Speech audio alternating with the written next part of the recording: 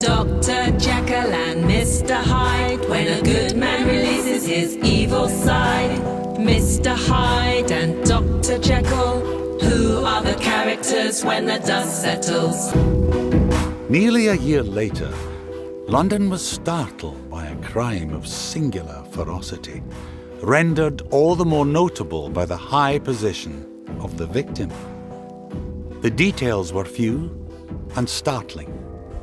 A maid-servant living alone in a house not far from the river had gone upstairs to bed about 11. The lane, which the maid's window overlooked, was brilliantly lit by the full moon. She became aware of an aged gentleman with white hair drawing near along the lane, and advancing to meet him, another very small gentleman, to whom at first she paid less attention. The older man bowed and accosted the other with a very pretty manner of politeness. It appeared as if he were only inquiring his way. Presently, the maid's eye wandered to the other, and she was surprised to recognize in him a certain Mr. Hyde, who had once visited her master, and for whom she had conceived a dislike. He had in his hand a heavy cane, but he answered never a word, and seemed to listen with an ill-contained impatience. And then, all of a sudden, he broke out in a great flame of anger, stamping with his foot, brandishing the cane, and carrying on like a madman.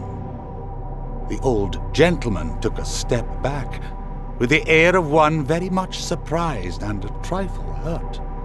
And at that, Mr. Hyde broke out of all bounds and clubbed him to the earth.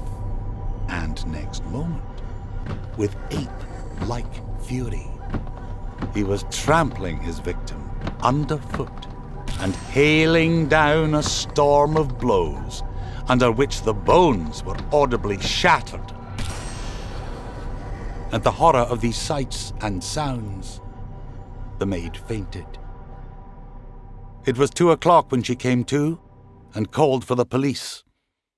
The murderer was gone long ago, but there lay his victim in the middle of the lane, incredibly mangled. The stick with which the deed had been done had broken in the middle under the stress of this insensate cruelty, and one splintered half had rolled in the neighbouring gutter. The other, without doubt, had been carried away by the murderer.